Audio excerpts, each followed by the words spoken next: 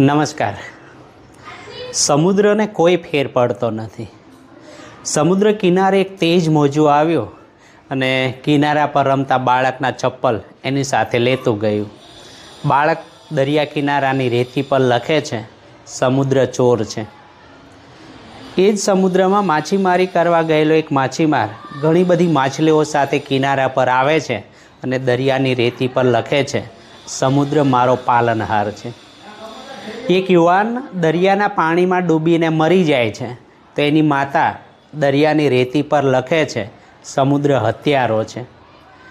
એક વૃદ્ધ વ્યક્તિ દરિયા કિનારે વાંકી વળી ગયેલી કમર સાથે ચાલતો ચાલતો જતો હોય છે ને અચાનક એને એક છીપમાં અનમોલ મોતી મળે છે તો એ વૃદ્ધ દરિયાની રેતી પર લખે છે કે સમુદ્ર દાની છે, દાતા છે.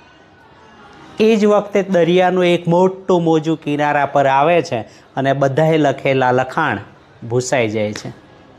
મતલબ કે સમુદ્રને કોઈ ફેર પડતો નથી કે લોકો એના વિશે શું કહે છે.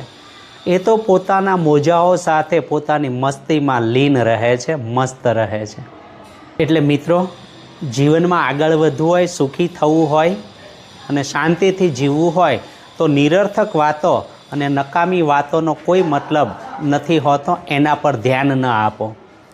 પોતાની હિંમત, પોતાનો જુસ્સો, પોતાનું કામ, પોતાનો આનંદ, પોતાની ટેલેન્ટ, એના પર જ ધ્યાન આપીને સમુદ્રની જેમ તમે વિશાળ બની શકો છો. લોકોનું શું છે?